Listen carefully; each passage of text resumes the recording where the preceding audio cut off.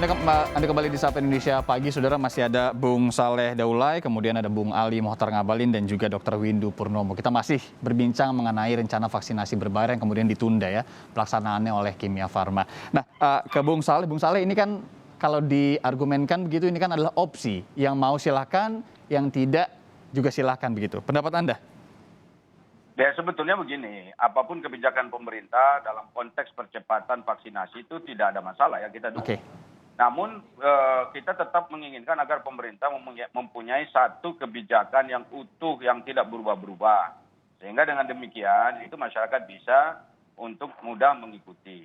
Nah kalau misalnya yang dimaksud itu adalah untuk bagaimana ini proses percepatan, saya kira yang perlu dilakukan oleh pemerintah adalah membuka sentra-sentra vaksinasi baru. Ya ini kan buktinya di Kimia Farma mau dibuka ini sentra baru. Itu artinya adalah peluang di mana ada tempat-tempat baru untuk didatangi masyarakat dalam rangka melaksanakan vaksinasi.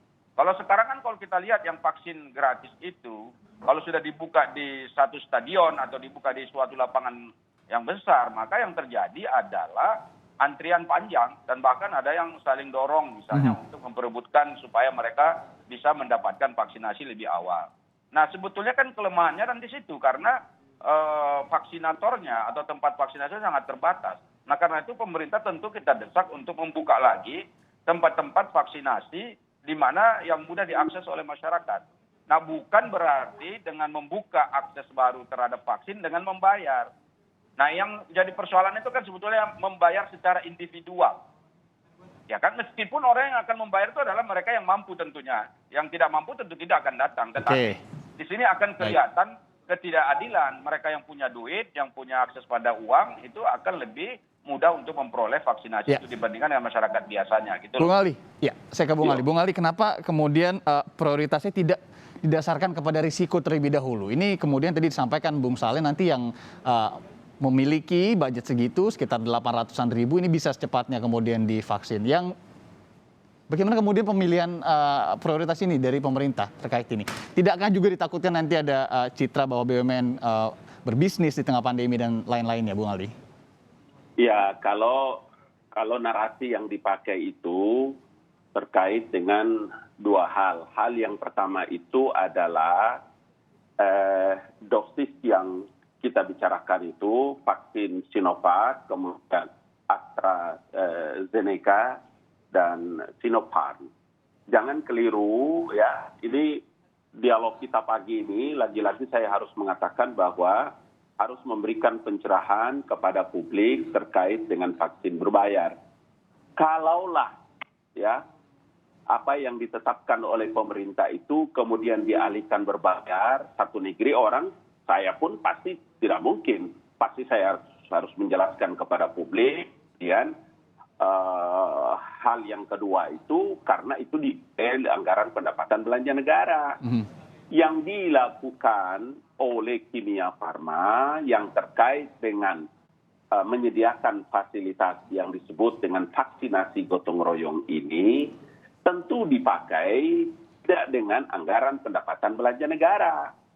Makanya dari awal kan saya bilang, vaksinasi program yang dialokasikan untuk melayani masyarakat itu, pemerintah menggunakan anggaran pendapatan belanja negara untuk membiayai seluruh itu.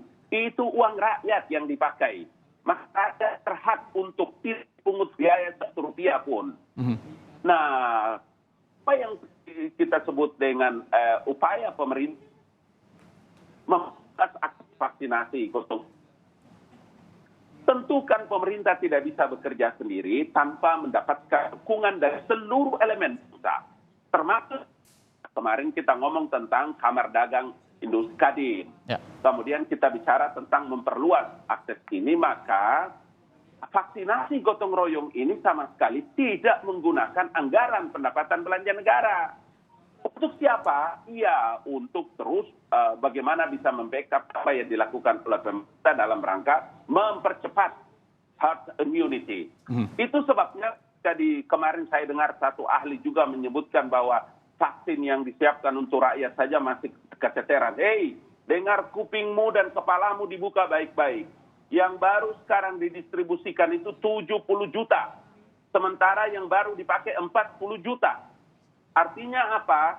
Yang tadi dijelaskan oleh saudaraku, sahabatku, Bung Saleh itu, ini yang sekarang usulan itu tepat. Saya minta nanti antum sampaikan kepada Menteri Kesehatan supaya gerakan posko-posko itu dibuka lebih luas agar masyarakat itu tidak antri. Tetapi terkait dengan vaksinasi gotong royong ini, please, mari kita bicara agak terbuka, kemudian jelaskan kepada rakyat supaya rakyat juga mengerti. Makanya tadi saya katakan, kalau kita jelaskan terkait dengan negara-negara asing, ada yang memang disebut resiprokal. Tapi tidak semua negara, catat baik-baik itu. Tidak semua negara menggratiskan warga negara asing di negara-negara mana. Oke. Sekarang mari kita cek di Belgia, mari kita cek di New Zealand. Tanya itu kita punya duta besar di New Zealand.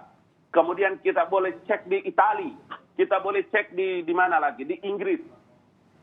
Mari supaya kita bicara terbuka, karena yang disebut dengan resiprokal itu adalah apa yang diperlakukan kepada warga negara asing di luar negeri sama juga diperlakukan dengan warga negara di Indonesia. Dalam posisi inilah maka kita mesti menjelaskan sekali lagi supaya saya keberatan kalau ada yang menjelaskan. Tadi Ibu DPR yang amat terhormat menyebutkan, kemudian ada pihak lain juga, bahwa hibah dari Uni Emirat Arab itu dipakai oleh pemerintah untuk berdagang dengan rakyat. Mari buka pikiran, mata, dan hati supaya jangan membuat sampah di ruang publik ini. Itulah kenapa nanti jam... Penjelasan yang sesat dan menjelaskan. Ya, Bung Ali, itulah kenapa nanti jam 10. Tidak boleh. Rencana jam 10 nanti DPR bertemu juga dengan Kementerian Kesehatan ya. Dengan agar lebih jelas juga masalahnya di mana. Kesehatan dengan baik. Ya, terima kasih. Antum hebat deh. Saya ke Dr. Windu. Dr. Windu, Anda melihat efektivitas kalau ada jatah... Tunggu sedikit untuk Dr. Windu. Dokter, karena itulah maka memang betul. Vaksin itu tidak punya jenis kelamin, tidak punya agama, tidak punya suku bangsa. Ya, tetapi Bung, kami ketemu di Medan, kami ketemu di Surabaya, kami ketemu di Jawa Barat, kami ketemu di Makassar. Orang-orang asing itu mau pergi vaksin di mana, dokter? Sementara dia tinggal di dalam negara Republik Indonesia. Ya, kami dapat poinnya. Yang dibiayai gratis itu APBN, itu oleh rakyat Indonesia, bukan warga negara asing, dokter. Jadi dokter pakai diksi yang baik juga supaya rakyat itu mengerti, dokter. Gitu baik, Bung Ali. Bung Ali masih pagi, semangat sekali nih ya. Saya ke harus saya jelaskan dengan baik supaya jangan saya ke Dr. Windu. Kalau melihat ada yang dijatahkan kemudian nanti rencananya di program vaksinasi berbayar, tadi sudah dijelaskan panjang lebar begitu ya oleh Bung Ali Mohtar Ngabalin. Seperti apa ini akan berpengaruh terhadap efektivitas herd immunity-nya? 70% ini bisa nggak Anda melihat ini sama-sama secara paralel juga begitu ya? Biar herd immunity ini segera terkejar. Anda melihatnya seefektif apa? Ini kan kita untuk mencapai herd immunity kan harus setiap orang ya dari 70% penduduk divaksinasi 2 dosis ya. Itu artinya 2 dosis ya. Dosisnya sekitar 380 juta dosis ya. Ya sampai pemerintah bahkan sampai 400, bagus banget 400 juta ya. Nah, vaksin yang gotong royong ini yang direncanakan itu hanya 22 juta dosis nanti. Ya, yang sudah ada itu antara ya sekitar 1 juta sampai 1,5 juta dosis yang sudah ada. Kalaupun nanti datang semua 22 juta dosis, itu hanya 6%. Hanya 6%. Ya, 6% dari 380 juta itu. Ya, artinya tetap memang dia berperan ya untuk untuk bisa kita ini bisa mencapai herd immunity, tapi proporsinya kecil banget sebetulnya ya. Sebenarnya apalagi sekarang hanya yang sudah kita terima ya, yang Sinovac yang sudah kita terima untuk vaksin gotong royong ini masih 1 sampai 1,5 juta dosis. Saya lupa persisnya berapa, pokoknya belum sampai 1,5 juta dosis.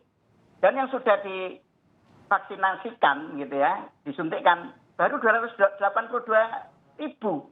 Yang saya heran itu adalah dalam 2 bulan, ini kan sudah 2 bulan nih, yang gotong royong, kok baru 282.000 dosis? Ini saya bingung. Anda melihat permasalahannya ada di mana, dokter? Makanya, apakah badan usaha dan badan hukum ini, perusahaan-perusahaan ini sudah, apakah mereka mulai keberatan, saya tidak tahu. Ya, tinggal untuk melanjutkan ini saya tidak tahu. Ya, nanti yang tahu mungkin Pak Ali Muhtar yang mungkin tahu. Ya, kenapa itu bisa saya ini? Saya malah menduga jangan-jangan karena perusahaan-perusahaan ini mungkin entah mundur atau macet atau gimana, kemudian ini dibuka untuk individu. Jangan-jangan loh ya. Nah, jadi kenapa itu gitu loh? Kalau memang ya sebetulnya ya, kalau memang macet katakanlah perusahaan-perusahaan atau badan usaha, badan hukum ini tidak mau melanjutkan misalnya yang sisanya ini ya. Bayangkan loh, nanti akan turun 22 juta dosis. Ini aja yang 1 juta dosis saja masih hanya 282.000. Nah, ya kalau bisa sudah alihkan aja itu semua vaksin gotong royong itu menjadi vaksin program sudah. Oke. Ya sudah, semua orang akan punya hak untuk melakukan untuk mencapai akses itu secara sama. Oke, Anda melihat kenapa orang yang kaya lebih duluan dapat, sedang mereka yang lebih berisiko tinggi tidak dapat karena apa? Mereka tidak mampu membeli. Oke. Sehingga harus antri tadi yang kata. Oke, dokter, kami dapat poinnya. Iya, kenapa kemudian tidak tata laksana atau stoknya saja tadi yang dialihkan kepada vaksinasi gratis dulu begitu ya. Bung Saleh, nanti jam 10 kira-kira posisi DPR akan seperti apa bertanya kepada Kemenkes nanti, Bung Saleh, terkait dengan rencana ini salah satunya?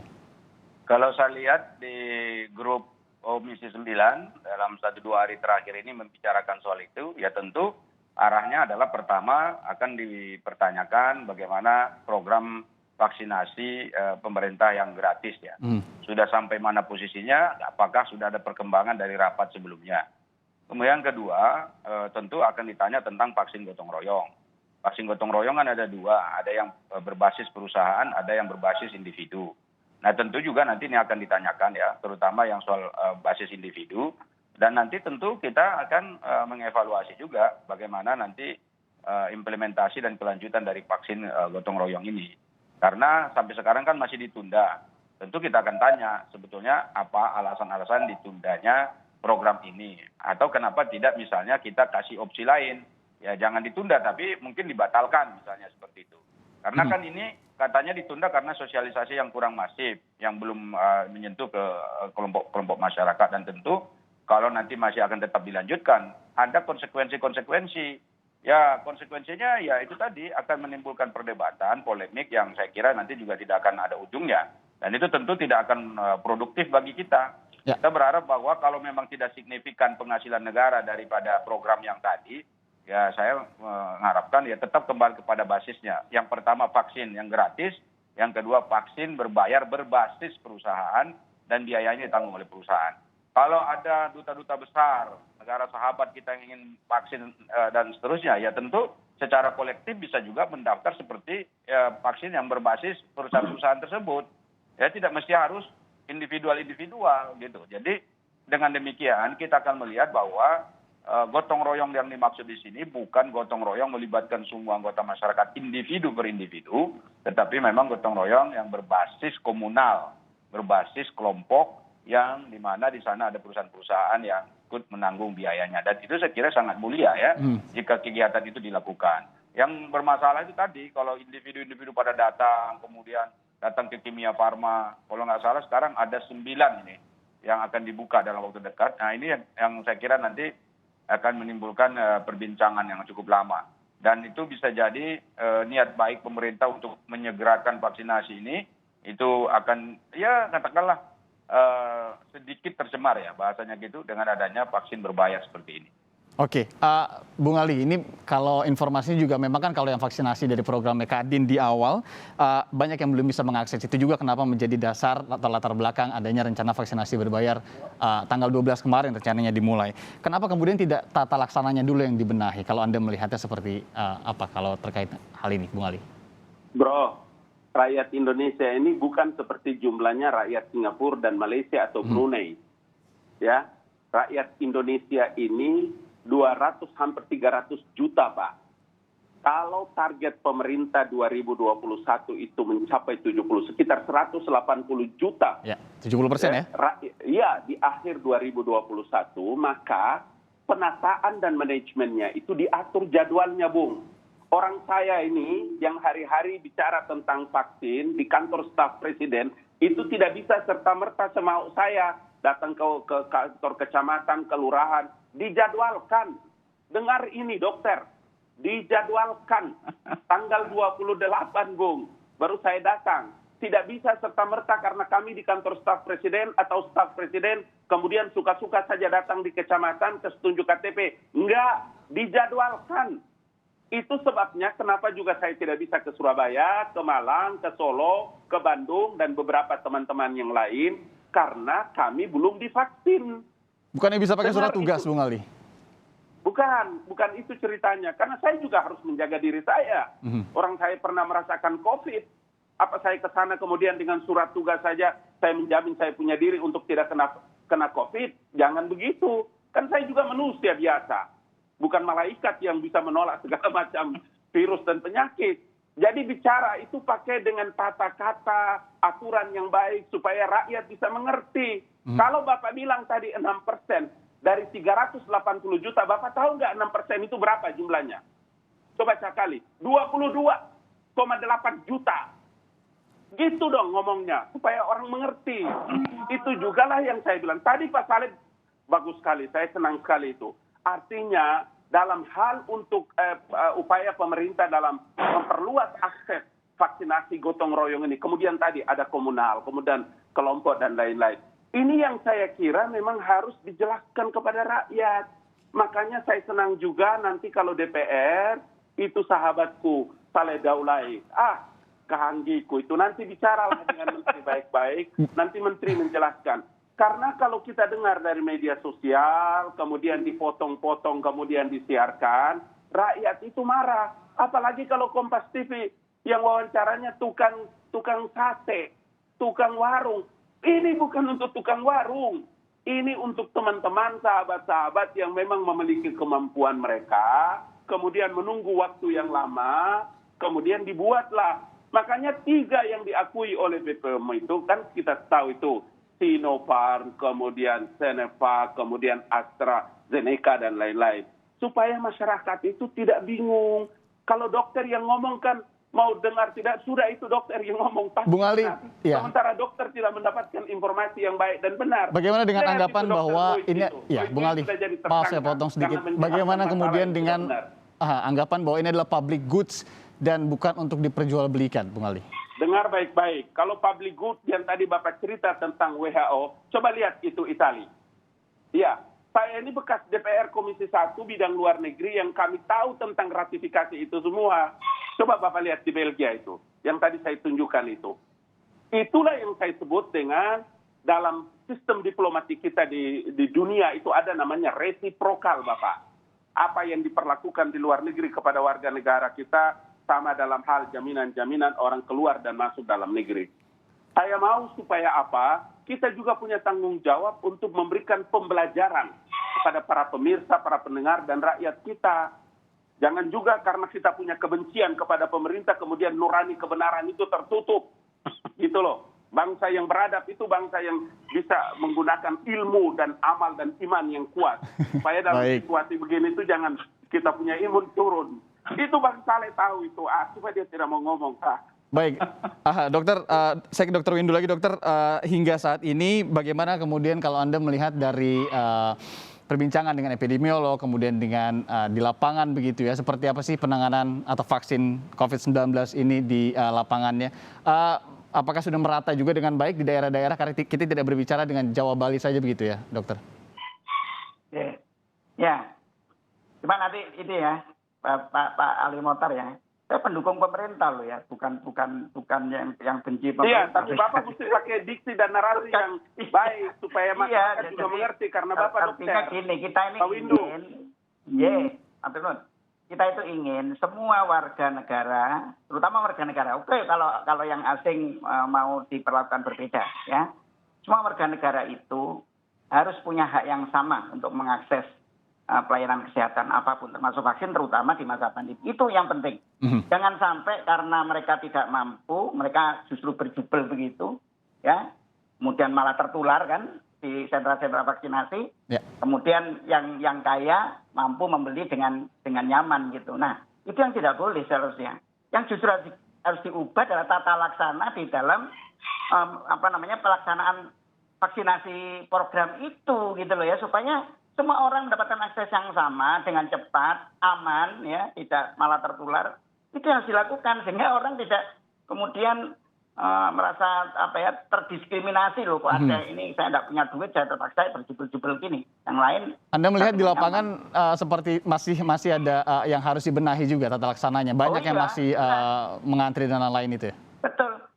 Saya menggarisbawahi apa yang disampaikan Pak Saleh tadi, bahwa seharusnya sentra-sentra vaksinasi yang masif itu tidak bisa dilakukan, tidak bisa diteruskan seperti itu. Harus didistribusikan lebih merata. Ya termasuk tadi yang disampaikan Pak Ali Mohtar juga bahwa KF ya, jadi di Kimia Farma, iya makin bagus sebenarnya. Ya mungkin bukan KF ya, karena KF ini ditunjuk untuk pegang vaksinasi gotong royong, tapi artinya di semua tempat ya makin banyak, makin bagus gitu loh ya. Oke, diperluas aksesnya ya. Yeah. Oke, nah, dokter. Kalau soal distribusi. Dokter, sekaligus ini menjadi juga catatan begitu dari Anda, karena kita tidak punya banyak durasi lagi. Catatan penting dari Anda yang harus diingat setidaknya oleh pemerintah terkait dengan rencana vaksinasi berbayar ini. Oke, apapun ya, kalau nanti sudah diputuskan pemerintah apapun ya tentu kita harus tidak bisa, harus mau tidak mau harus yang mematuhi ya apa yang sudah diputuskan ya. Tetapi tentu ini kan masukan ya, bahwa jangan sampai ini menjadi bola liar yang kemudian menimbulkan ya tadi perasaan ada perlakuan atau pemenuhan hak yang berbeda. Baik. Itu yang penting. Jangan sampai ada diskriminasi atau rasa diskriminasi dari warga juga ya. Penting. Terima kasih. Dokter, ke Bung Saleh, silakan Bung Saleh. Nah, kalau saya begini, saya berharap bahwa pemerintah dapat merevisi kembali PMK nomor 19 tahun 2021. Oke. Ya, sebetulnya kan semudah mereka merevisi PMK 10 menjadi PMK 19, semudah itulah nanti mungkin akan dilakukan perubahan-perubahan itu. Mengapa ini penting? Karena saya menilai bahwa program vaksinasi gratis itu akan jauh lebih populer dibandingkan dengan vaksinasi berbayar. Kalau programnya itu populer dan itu tentu diminati oleh masyarakat, maka tentu program ini akan didukung secara luas oleh masyarakat kita dan tidak akan ada perdebatan-perdebatan lagi. Nah, karena itu juga tentu dengan mengadakan vaksinasi gratis itu kepentingannya bukan untuk masyarakat saja, tetapi juga untuk pemerintah. Oke. Di mana dengan demikian akseptabilitas pemerintah itu akan semakin luas. Jangan nanti muncul penolakan-penolakan kecil-kecil, satu kelompok, dua kelompok, dan seterusnya. Dan itu tentu tidak akan membuat pemerintah menjadi lebih baik di mata masyarakat. Tentu kita harapkan nanti setelah ada pertemuan jam 10 juga, apa yang kemudian tadi dijelaskan oleh Bung Ali, kemudian juga perihal apa yang dikhawatirkan dari Dokter Windu, ini juga bisa menjadi catatan di DPR dan ini bisa kemudian... Saya mau sampaikan ulang, sedikit saja. Sedikit saja, Bung Ali, silakan. Yang pertama begini, mulai dari tanggal 18 Mei 2021 sampai dengan hari ini, keputusan dan statement pernyataan Bapak Presiden Republik Indonesia tentang vaksinasi program untuk seluruh rakyat Indonesia tetap berjalan sampai gitu. hari ini tidak dikenakan biaya serupiah pun. Oke. Sama seperti pernyataan Presiden dari awal sampai dengan hari ini. Oke, yang Anda garis bawahi bagaimana kemudian juga dengan kemudian vaksinasi gotong royong. Ya, bagaimana kemudian ini menjadi opsi begitu ya, Bung Ali? Jangan ada orang memfitnah lagi. Baik. Gitu. Bagaimana kemudian ini kalau Dr. dari... Windu, Saleh, terima kasih. Ya, kalau dari perspektif Bung Ali tadi menjadi opsi ya. Oke, baik. Semoga nanti pertemuannya juga bisa menjadi pencerahan begitu ya bagi masyarakat terkait dengan rencana vaksinasi berbayar. Bung Ali Mohtar Ngabalin, tenaga ahli utama KSP, terima kasih. Kemudian juga ada anggota Komisi 9 DPR RI, Bung Saleh Partaunan Daulay, kemudian juga epidemiolog dari Universitas Airlangga Surabaya, Dr. Windu Purnomo. Terima kasih pagi ini sudah mau berdiskusi begitu ya di Sapa Indonesia Pagi. Sampai berjumpa kembali.